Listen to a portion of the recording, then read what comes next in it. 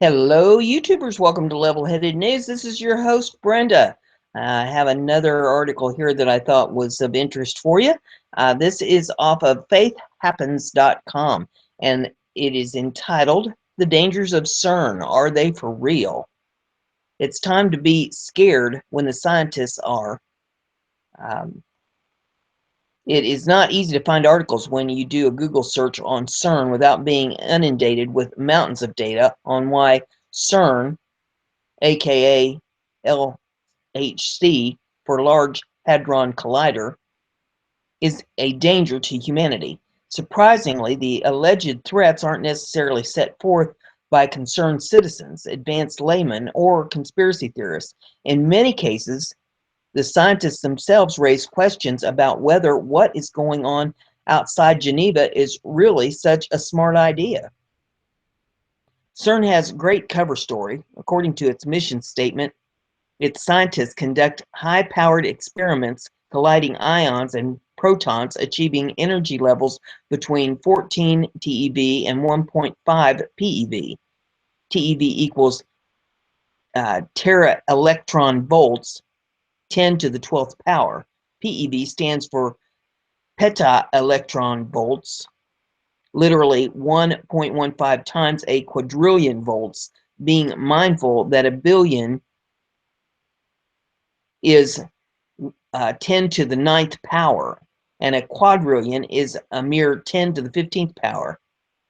The numbers are scary in their own right, but according to CERN, such powerful collisions are necessary to disclose the stuff of which our universe is made.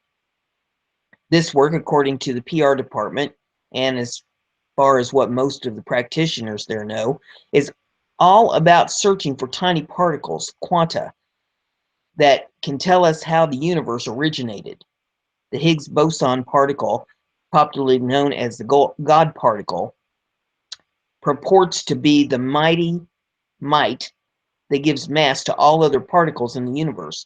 No doubt this cover story is true as far as it goes. Unfortunately for humanity, the hidden agenda of the masters behind the curtains amount to ultimate threat to humanity. For not only might humans, or try this again, for not only might human beings be killed through natural effects of CERN, the entire planet might be destroyed by being turned into a neutron star. The eminent physicist Dr.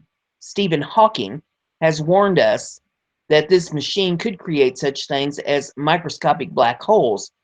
Additionally, in disrupting the metastable vacuum of the universe, which envelops the Earth, disruptions can come at us at the speed of light. This could happen at any time, and we wouldn't see it coming. Hawking envisions a vacuum bubble moving at near speed of light, which would consume everything, the Earth and perhaps the entire cosmos. Two other scientists, physicists Michael Turner and Frank Wiskaway, way back in 1982, advanced the argument that without warning, a bubble of true vacuum could nucleate somewhere in the universe and move outwards at the speed of light, and before we realize what swept by us, our protons would decay away. And that was in Nature magazine in 1982. Anthony Patch and I, along with co-authors Josh Peck and Gonzo Shimura, lay out the preamble for this series of dire threats to our planet in our best-selling book, Revising Reality, A Biblical Look into the Cosmos, Volume 1. The essence of our argument is this: to understand this hidden agenda, we have to dig into the occult background of the powers that be, in particular those that be at CERN. The return to this golden age of Chronos compromises a cult mission of the highest, most exalted level of adherence. Chronos refers to Saturn, as it is provided to human inhabitants of Earth their only means to determine time itself. Saturn, Chronos, was the perfect sun. According to its devotees, the mythos constitutes the ultimate truth about our cosmos. In their view, our Earth and its place in the solar system as we know it today demonstrates how far away our planet and our race has slipped from the lofty civilization and cosmic structure of the previous eon, with the exception of but a few traces in ancient try that again, with the exception of but a few traces in ancient literature, there exists no memory of just how advanced this civilization was, although there are those who write about it with enthusiasm and sophistication, such as Joseph P. Farrell, Michael Cremo, David H. Childress, and a few others, generally regulated to fringe science or forbidden history. The technologies employed during this time have been all but lost to humankind. Indeed, the nature of this supposed past has been kept away from commoners, comprising the 99%. The keepers of this forbidden history, the 1%, are elites whose links to this halcyon time of yesteryear are but indiscernible whispers. Nevertheless, the implications resound loudly, promising a strange, foreboding, and most profane future predictability, full of horrors unbeknownst to its advocates, but predictable to those tethered to the Bible. Characteristics of the science pursued in the name of returning to the Golden Age not only includes research at the Cern Colossus, but laboratory investigations into genetic manipulation of human, animal, and plant genetics around the globe. As in the days of Noah, so it is again today. Abominations abound. Chimeras become commonplace. Mary Shelley's Frankenstein foreshadows the evil from humankind's overreaching that this way comes. And of course, while we might doubt that the Golden Age ever really existed, what researchers such as yours truly have concluded is that those with too much money and time on their hands, remember idle hands are the devil's plaything, have decided that the Golden Age not only existed in the not too distant past, it should be what we seek in the near term, even if it means we have to kill 90% of the world's population in the process. Joseph P. Farrell, the author mentioned above, postulates that what is going on behind closed doors and 300 meters below ground amounts to a reinvention of the sinister cicada works at Pilsen, or the Czech Republic, run by SS Nazi General Hans Kammler, made infamous by the mythos of the Nazi Bell and the murder of perhaps 20,000 Jewish concentration camp internees. This is also where former NASA heroes and German SS officers Arthur Rudolph built rockets, and Werner von Braun was also known to hang out. Farrell doesn't identify exactly what manner of weapons CERN scientists are engineering at CERN, but he notes that the size and scale of the effort easily exceed the Manhattan Project, the U.S. War Department's project to build the nuclear bomb during World War II. Therefore, he finds it only logical to conclude that whenever that kind of money and manpower is put behind the plow, the power behind it all can only be the military-industrial complex. Given that Farrell talks of his books about cosmic wars and torsion fields that can bend space-time, his research behind the Nazi Bell and what could be called modern-day alchemy, his supposition deserves consideration, notwithstanding the fact that it is, in fact, Germany who is, more than anyone else except maybe the U.S., the main benefactor of the effort. Like many experts in the secular world, the European Union seems ready to fail as a grand experiment of globalists who sought to unite the world by first uniting natural unions around the globe. Once this happens, Germany seems the most likely leader to once again lead Europe by hook or by crook. Farrell believes that there are actually three major power structures in the world today. Number one, the U.S., the supposed only true world power, which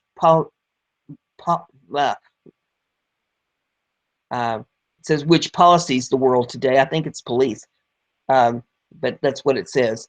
however, legitimately in the name of democracy. And number two, the shadow government, which is comprised mostly of public officials in the West, both political leaders as well as lifetime bureaucrats operating in clandestine fashion to usher in the New World Order, aka one world government.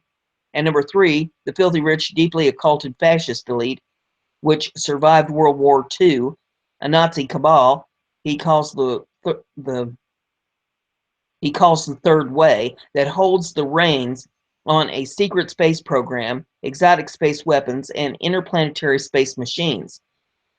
Speculation about what's up in the Antarctica, all the rage at this time as I write this, the end of 2016, usually includes provisions for the involvement of this cabal as well. Terraforming the world without regard for tectonic repercussions.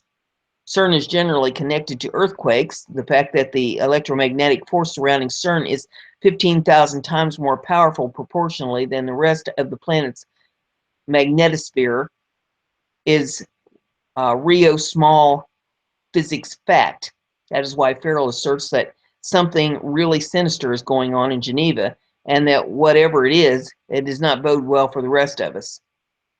In Revising Reality, Anthony Patch and I pointed out that no matter which elite empowers the work at Cern, it links to the stated objective published in the Granite at the Georgia Guidestones.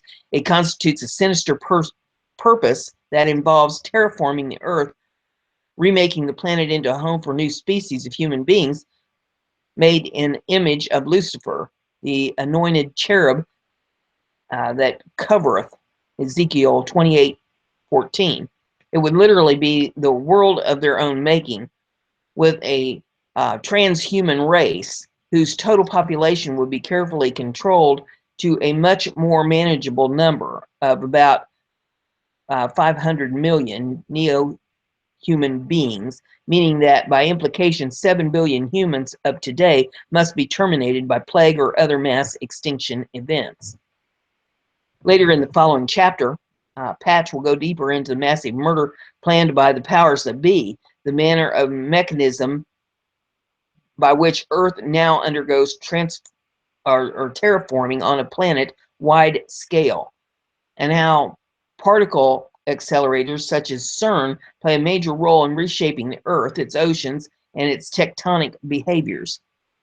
Patch asserts on the many interviews he does on the internet today, a hot ticket as guests to be sure, that deep-level earthquakes are occurring, and these are likely linked to Cern. This is particularly so for the antipode reactions, that is, tectonic movements on the opposite side of the planet from Cern, namely directed right at earthquake-prone New Zealand. Just how strange are the strangelets, I guess it is, when particle accelerators collide hadrons at the greater than 10 TeV, they create the world's most explosive substance known to humanity, the strangelet. Strangelets are non-intuitively stable particles.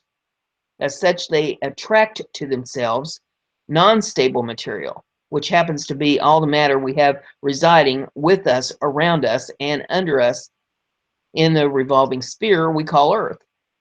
We should also make note that strangelets also cannot be contained.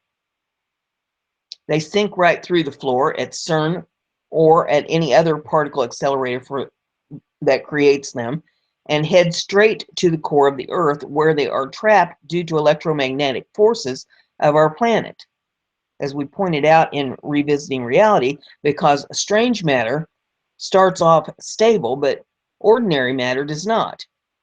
The two are destined for what could become fatal attractions. In other words, strangelets attract ordinary matter to themselves. Once these particles come to life, once they're produced, which is what happens during particle collisions of protons and lead as manufactured at the LHC, since strangelets aren't neutral, they aren't unattractive, like their historically politically neutral host, the Swiss, figuratively speaking, of course, they plummet to the core of our planet. Upon arrival there, they come to rest due to balancing effect on the Earth's core, such as being the center of our planet's electromagnetic field.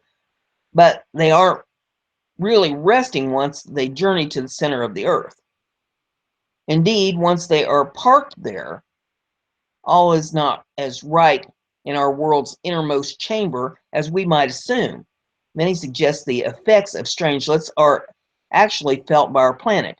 The surrounding ordinary matter itself, which makes up our Earth, of course, being unstable in its charged state, is drawn toward the stable strangelets.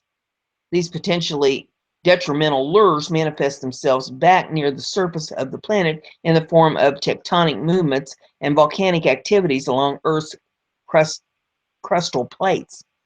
This sounds really dangerous, but hold your breath because it gets worse.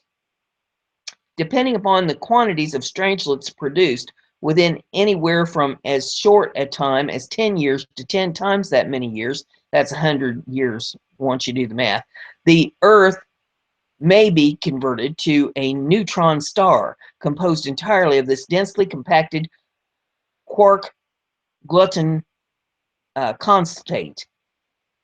I can promise you that this would not be a concern. Try this again. It would not be a conversion we would want to witness firsthand. No wonder that Cern features Shiva, the god of destruction, in their courtyard, and chose to position the LHC on top of the ancient Roman temple of Apollyon, aka Abaddon, home of the Scorpion King. Hence, we speculate with considered data to support it that it is, in fact, the doorway to the abscess of Revelation 9:11. And they had a king over them, which is the angel of the bottomless pit, whose name in the Hebrew tongue is Abaddon, but the Greek tongue hath his name Apollyon. Just how blatant is the occult agenda at Cern? Cern doesn't hide the fact that those in charge seek to open portals to another universe. Exactly what comes through the portal isn't known and doesn't seem to bother them one bit. Exactly what comes through the portal isn't known to them according to the public statements, nor does the thought that something harmful to humanity might squeeze through the portal and into our domain. This possible evil does not seem to bother them one bit. Quoting Patch from Reversing Reality, today, as proclaimed by CERN's own press releases and statements, as leading researchers and scientists are seeking to open gateways to other dimensions, portals to other worlds. CERN's director for research and scientific computing briefed reporters stating, out of this door might come something, or we might send something through it. To quote another leading scientist at CERN, the Large Hadron Collider, or LHC, the Titanic machine, may possibly create or discover previously unimagined scientific phenomena or unknowns. For instance, an extra dimension. Once again, we see the reckless nature of science writing large. If we can do it, but there is much more to the quest than just curiosity or the impulse of discovery. We believe that the ultimate danger is the link between CERN and the occult intentions held by its founders in the 1950s and its proponents alive and guiding its work today. The bizarre rituals at both CERN and the opening of the Goddard Tunnel reveal just how pagan and nefarious the intentions of the scientific priesthood actually is. Our research uncovers what real danger lurks at CERN and how it could make its presence felt, quite literally, in the days ahead. One such aspect of this forbidden practice was the worship of the black sun, as Saturn was known to its adepts. This black sun motif became an important part of Heinrich Fulmer's SS and remains mosaic on Germany's Wieselburg castle floor in its north tower, and which may even today serve as a location for satanic rituals. This worship carried with it the supernatural power to manipulate the cosmos. Passed down through the ages, this knowledge became encrusted to the secret societies whose sole purpose was realizing a modern version of the Tower of Babel. One such society, its Fraternitas Saturni, the Brotherhood of Saturn, Germany's most secret and impactful secret society. Today, that tower has been built once again, a mechanism that can work wonders in connecting humankind to the gods, and whose self-admitted goal is to open portals to allow such lesser deities once again to transit to and from Earth, and perhaps to reshape and reform our planet to our detriment. We know this modern Tower of Babel as the Large Hadron Collider, stretched across the French and Swiss border at Geneva, more commonly referred to as Cern. The deep underbelly, pun intended, of doom looms large in Switzerland, funded in no small part by the ultimate shadow government reappearing in our day to take yet another run at total world domination under the banner of fascism. If Farrell is right, this quantum fascism has occult German roots and therefore constitutes the revealing of the Fourth Reich. That can't be good. And then they have some notes at the bottom of this article if you care to pull that up and take a look at that.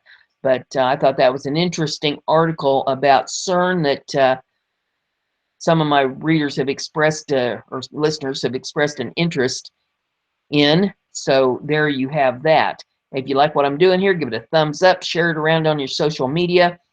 Be sure to subscribe, click the bell, and check the box there at the subscribe button so you get email alerts when I put up shows. And we'll see you in the next episode.